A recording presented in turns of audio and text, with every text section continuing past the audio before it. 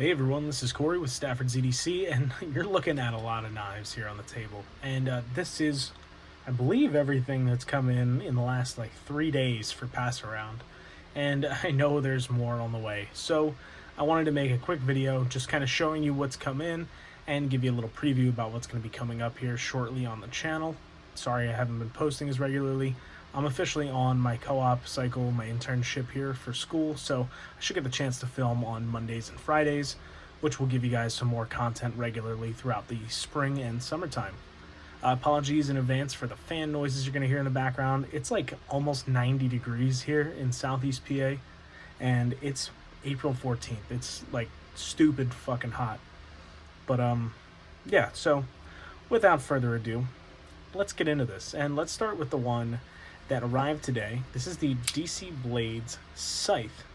Now, DC Blades is Tier 1 EDC Gear Reviews, Tier 1 Gear Reviews. I can't ever remember his correct name, but this is, like I said, the Scythe. This is in G10, 154cm, and the final version of these are going to have a reversible wire clip instead of this deep carry, spring clip here. This prototype version is not reversible or anything like that, but you have this really defensive looking knife here. It fits great in a reverse grip.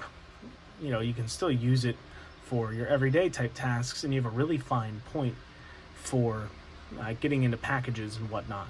You know, really thin, really fine, pokey, stabby point. Action's good, and the D10 is solid with that flipper.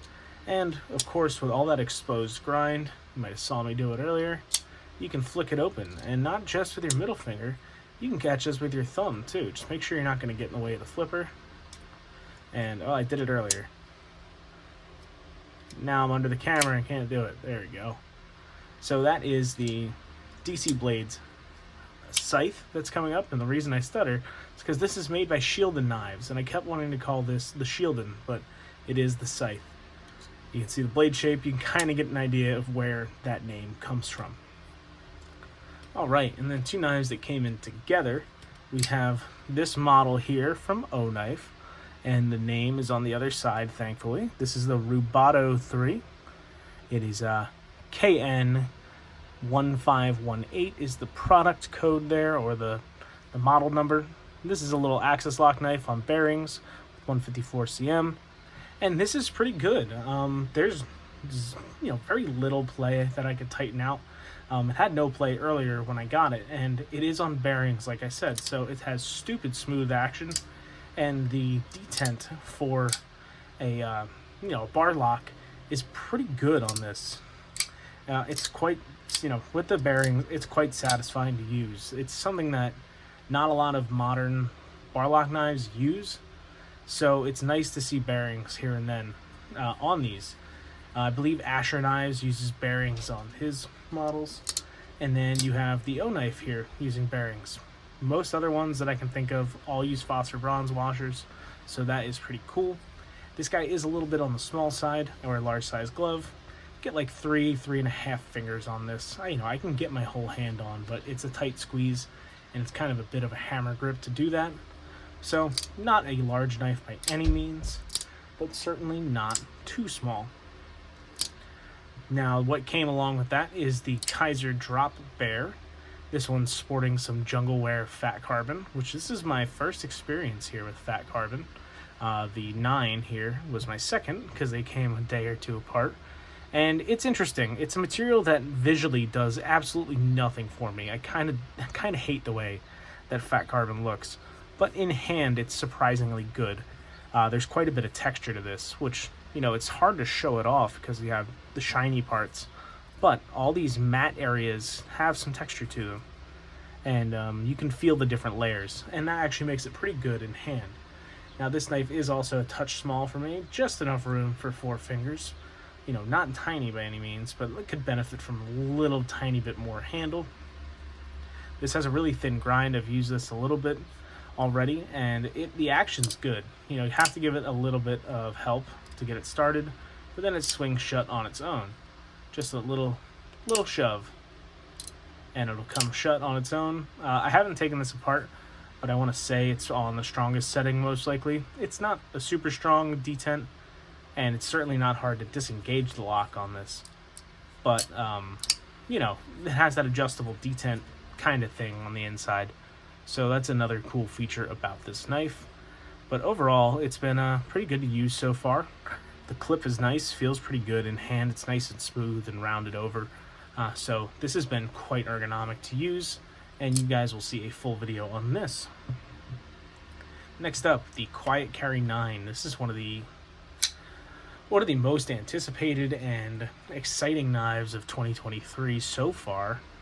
A lot of people went nuts over this, and I thought it was going to be a lot smaller. Not a lot smaller, I shouldn't say. I didn't think it was going to be as wide, you know, in this direction. I think that's the biggest thing, is that I was expecting it to kind of be more like the Waypoint, which is quite a narrow knife. But this is a lot larger than I expected, and is actually pretty damn good. I was not a fan of the drift, personally. It just didn't work well in my hand. The choil being 50-50 between the handle and the blade just didn't make for a very comfortable choke-up point for me. But, you know, I never wrote Quiet Carry off or anything like that. I just knew the drift wasn't the model for me.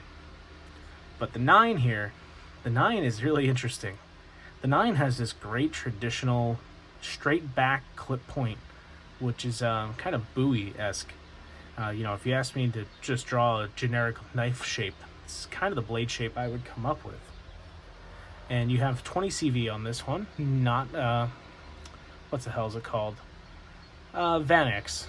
Van-X is what you typically expect to see from Quiet Carry, but you have 20 CV here.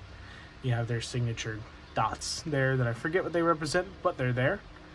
You have this fat carbon inlay. This is Arctic Storm, white something or other, fat carbon. I don't remember the exact name of this one, but it's the white one. Blizzard, maybe? I don't know. You have the dots right there as well that mirror the other side.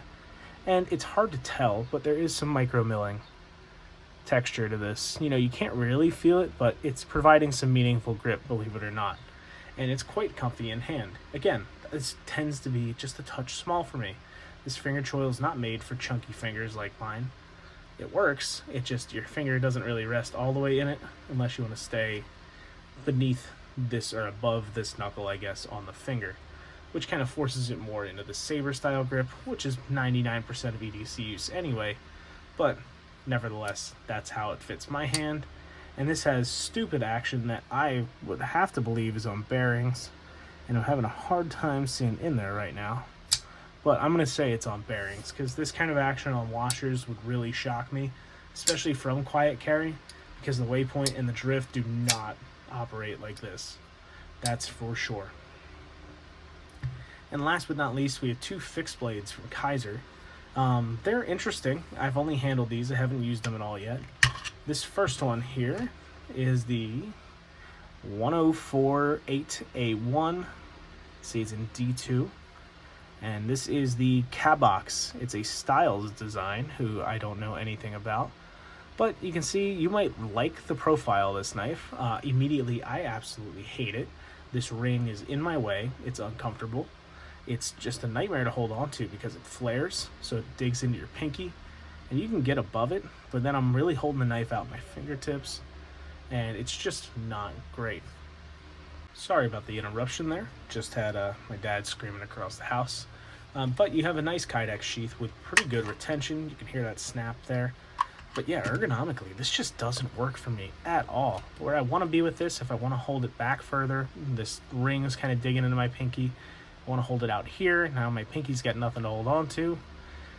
It's not lined up right to put your finger through it. You know, it's not like a karambit or anything like that. This would have to be canted forward. And it's not, so I don't get it. I just don't. Again, large size gloves. You can see how this fits in my hand. There's plenty of blade and the design's nice. It's just this, why? Just make more handle. Don't do this. Because if that was just more handle, if this is just continued, this would be super comfortable. And it's got fairly thin blade stock. It's probably 0.125 if I had to guess. Maybe a touch thinner in 0.12. Comes to a nice thin edge with a tall flat grind. I mean, this would be a great, you know, like food prep type of knife. It's got good belly on it.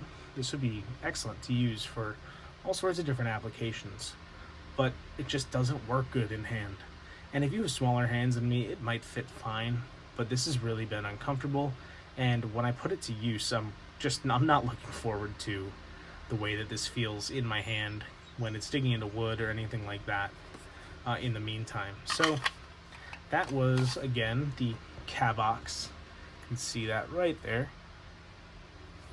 And then we have one more fixed blade from Kizer.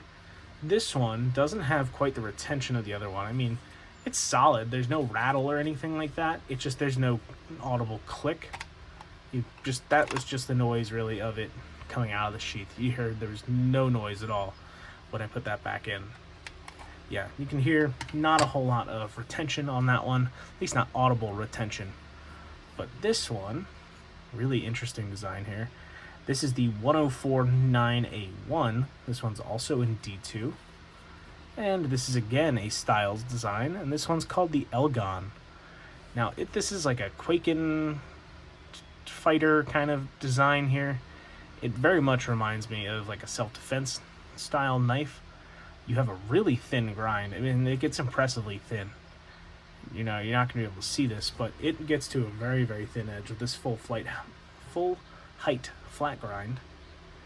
And you have this Tanto tip here, which traditionally a Tanto was made for slashing.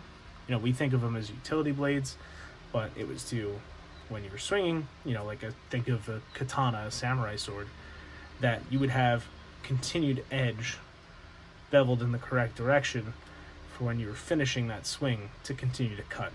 That was the idea. So this very much screams to me self-defense, especially with the shape of the handle, and there's some scalloping up here for pinch grip. You know, if you're going to be thrusting with this kind of a thing, then I'd like to see some more of a guard on it. If self-defense is the idea, and if this is just a everyday carry type of knife, it's odd. It's really long. It's pretty thick. I mean, it's comfortable in hand. Don't get me wrong. Large size gloves, like I've said for like 400 times this video. It fits my hand pretty well. I have to stay fairly far down on it. I can choke up a little bit more, and you can see I have a little bit hanging off. But really only my pointer finger fits into this swell right here. So I try and keep my other three fingers down lower. And you do have some jimping on the back, which makes it nice and pretty comfortable in hand. But again, really thin grind. So I imagine this will do your EDC tasks extremely well. But an odd design that I'm going to have to look more into to see what the purpose of this was, whether it was a self-defense style knife or if it's meant for everyday carry tasks. So again, this is the Elgon, or the Elgin, by Styles Design from Kizer.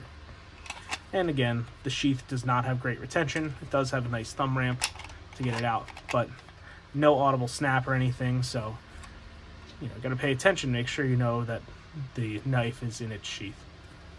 And I guess that is it. That's everything that's come in for Pass Around. I have some other stuff of my own that's come in recently, but I'll make a whole separate video about that because that's a whole rabbit hole that I've been going down. So with that, thank you guys so much for watching. Sorry for rambling on and on about these, but you will get videos dedicated to these knives. Maybe not all individual videos, but some with the pair, maybe like the fixed blades. We shall see. While I got the dogs crying, let me go take care of them, and thank you all again for watching, and have a great rest of your day. Take care.